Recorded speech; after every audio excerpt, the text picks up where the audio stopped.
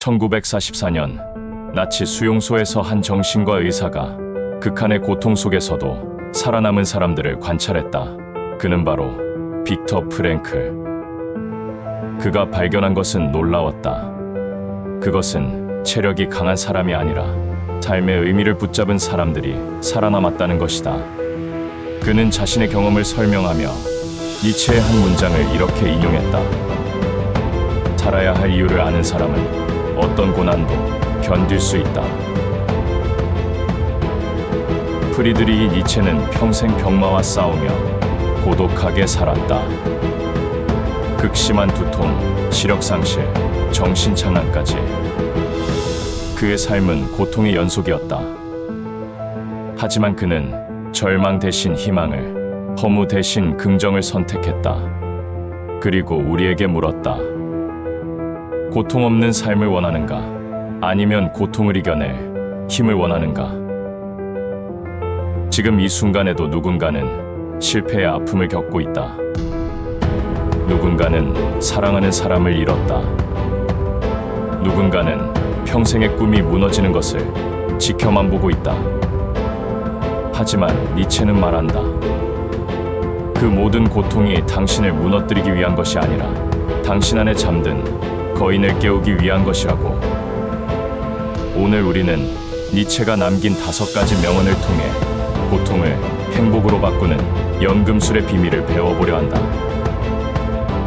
첫 번째 명언, 나를 죽이지 못하는 고통은 나를 더 강하게 만든다. 해밍웨이는 이렇게 말했다.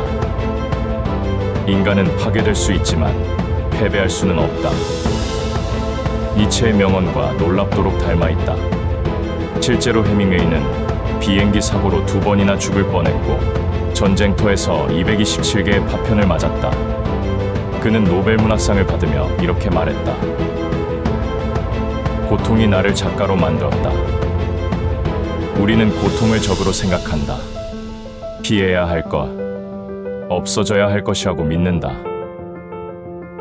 하지만 니체는 해밍웨이와는 달리 고통을 완전히 다른 관점으로 바라본다. 고통은 스승이다.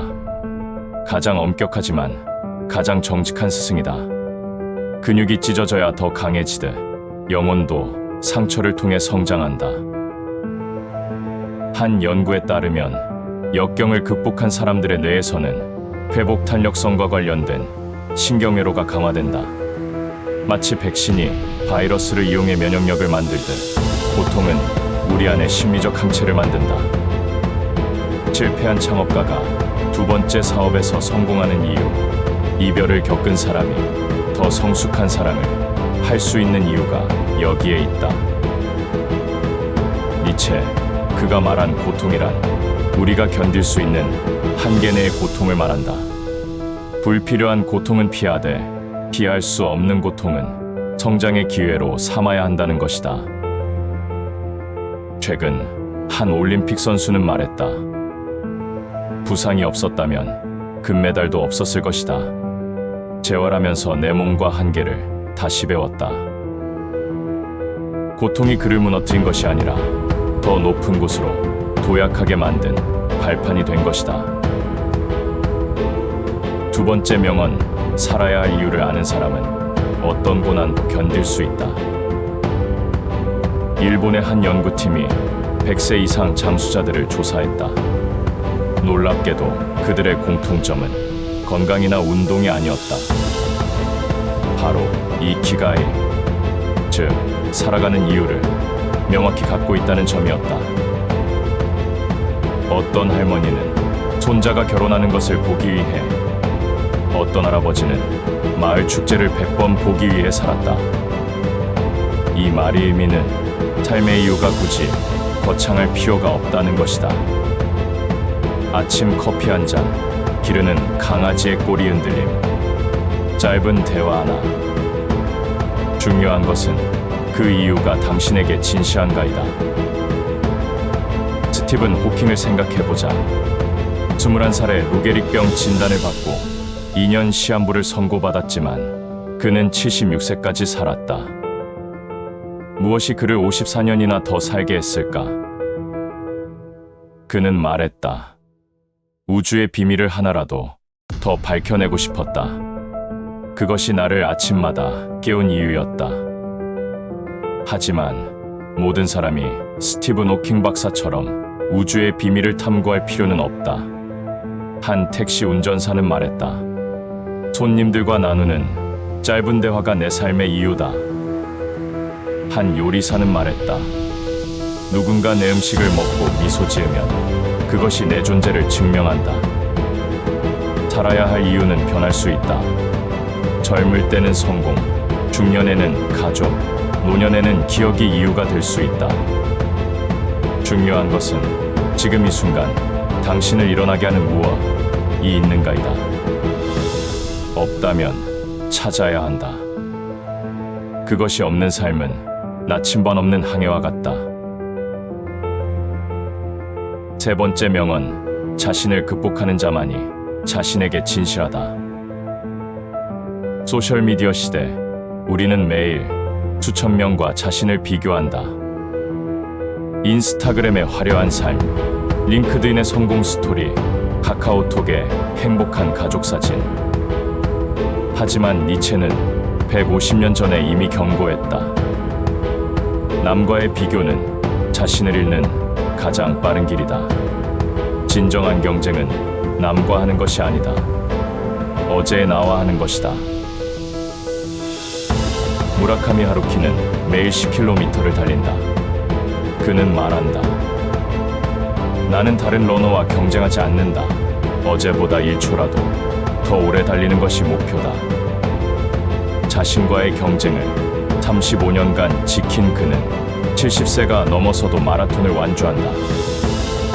자기 극복은 내 안의 나태함, 두려움, 욕망과의 싸움이다. 매일 아침 알람이 울릴 때 이불 속에 나와 일어나야 하는 나 사이의 전쟁이다. 달콤한 유혹과 장기적 목표 사이의 갈등이다. 한 금연 성공자는 말했다. 사실 내 목표는 담배를 끊는 것이 아니라 담배를 피우고 싶어하는 나를 이기는 것이었다. 그렇게 100일쯤 지나자 더 이상 싸울 상대가 없었다. 결국 내가 나를 이긴 것이다. 자기 극복은 자기 학대가 아니다. 자신의 한계를 인정하면서 조금씩 넓혀가는 과정이다. 오늘 5분 더 공부했다면 그것도 극복이다. 오늘 한 번 덜 화냈다면 그것도 승리다. 작은 극복이 모여 큰 변화를 만든다. 심리학자 캐럴 드웩의 성장 마인드셋은 이를 현대적으로 풀어낸 개념이다. 자신을 고정된 존재가 아니라 성장 가능한 존재로 보는 관점. 그것이 바로 니체가 말한 자기 극복이다. 네 번째 명언, 큰 고통을 경험한 사람만이 큰 기쁨을 누릴 수 있다. 뇌과학 연구에 따르면 행복을 느끼는 뇌 영역과 고통을 느끼는 뇌 영역은 놀랍도록 가깝다. 마치 동전의 양면처럼 고통과 기쁨은 분리될 수 없는 경험이다. 베토벤을 떠올려보자. 청각을 잃어가는 음악가의 고통을 상상할 수 있는가? 그러나 그는 귀가 들리지 않게 된 후 교향곡 9번 합창을 작곡했다. 초연 때 그는 소리를 들을 수 없었지만 관객의 기립박수를 보며 눈물을 흘렸다. 그 눈물에는 깊은 기쁨이 담겨 있었다. 고통 없는 행복은 맛있는 음식만 먹고 미식가가 되기를 바라는 것과 같다. 쓴맛을 알아야 단맛을 느낄 수 있고 주의를 알아야 따뜻함에 감사할 수 있다. 마라톤 선수는 말했다. 30km 지점에 고통을 모르는 사람은 결승선 통과의 환희도 모른다. 한 의사는 말했다. 암을 이겨낸 환자들의 삶에 대한 열정은 건강한 사람들이 결코 가질 수 없는 것이다. 현대 심리학은 이를 외상후 성장이라 부른다. 트라우마를 겪은 후 오히려 이전보다 더 성숙하고 행복해지는 현상이다. 약 70%의 사람들이 큰 시련 후 성장 경험을 한다. 즉, 고통은 저주가 아니라 변장한 축복일 수 있다. 다섯 번째 명언, 아모르 파티. 운명을 사랑하라. 스티븐 호킹은 세상을 떠나기 전 이렇게 말했다. 루게릭병이 없었다면 나는 평범한 물리학자로 살았을 것이다. 하지만 이 병이 나에게 우주를 더 깊이 탐구할 시간과 이유를 주었다. 아모르 파티는 라틴어로 운명을 사랑함을 뜻한다. 그러나 체념이 아니다. 내게 일어난 모든 일을 좋든 나쁘든 삶의 필수 요소로 받아들이는 적극적 긍정이다. 스티브 잡스는 대학을 중퇴했다. 그때는 실패였지만 청강으로 캘리그래피를 배웠고 그 경험은 훗날 애플 폰트 디자인으로 이어졌다. 그는 말했다. 점들은 미래를 보며 연결할 수 없다. 과거를 돌아볼 때만 연결된다. 닉 부이치치는 팔다리 없이 태어났다. 하지만 그는 말했다. 나는 내 상황을 바꾸려 하지 않는다. 이것이 나를 특별하게 만들었다. 그는 세계적 동기부여 연설가가 되었고 수백만 명에게 희망을 전한다. 운명을 사랑한다는 것은 왜 나에게? 라는 질문을 무엇을 위해? 로 바꾸는 것이다. 실패했으면 왜 나에게 이런 일이?